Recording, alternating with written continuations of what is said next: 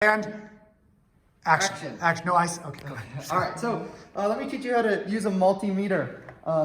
This is a multimeter, not a multimeter. The physicists will make fun of you. If I want to measure voltage, I turn to where it says V20, and I make sure that my setup here, I always have the black lead set up to COM, C-O-M, and then you can see that V, so you know your red lead is in the right spot.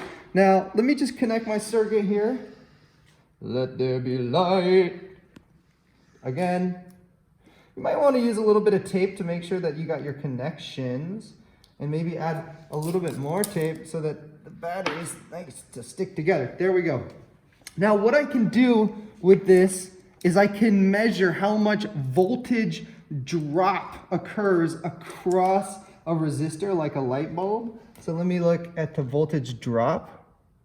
Wow, so I see I lose about 1.145 volts.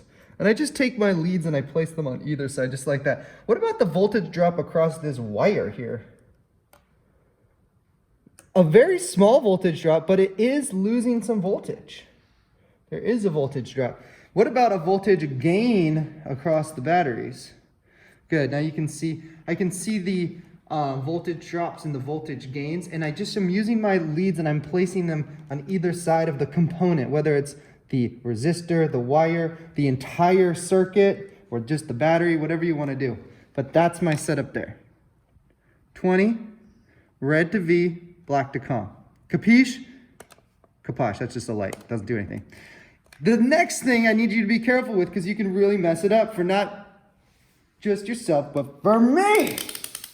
Every year someone breaks a multimeter because they don't know how to do this. When you set up to amps, this is how you measure current. You have to swibbity swap that red lead to where you see that A, 10 amp max.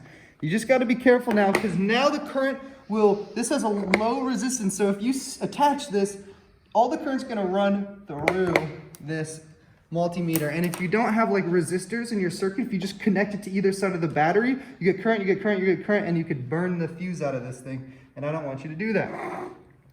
It works a little different. I can't just stick my leads on either side. I have to disconnect,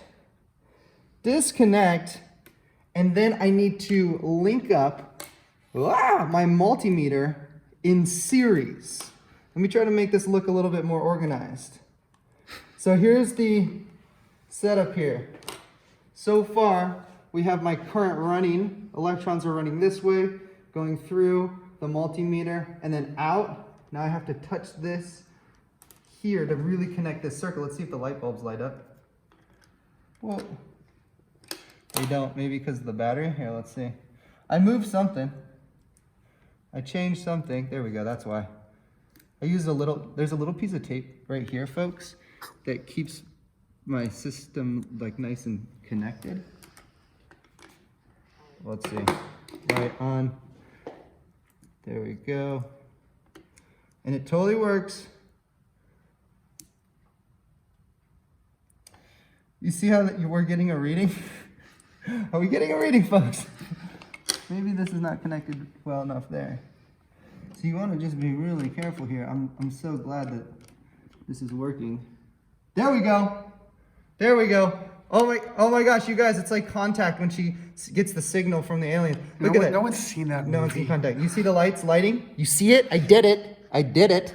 And then you can see here, you can see now that there is do you see here? I'm pointing with my chin. There's 0.38 amps rolling through my circuit because I've connected my multimeter in series. That's 0.38 microamps, isn't it? No, it's amps. Is it amps? Okay. Yeah, it's amps. All right. So that's how you do it. Remember, this is your setup for amps.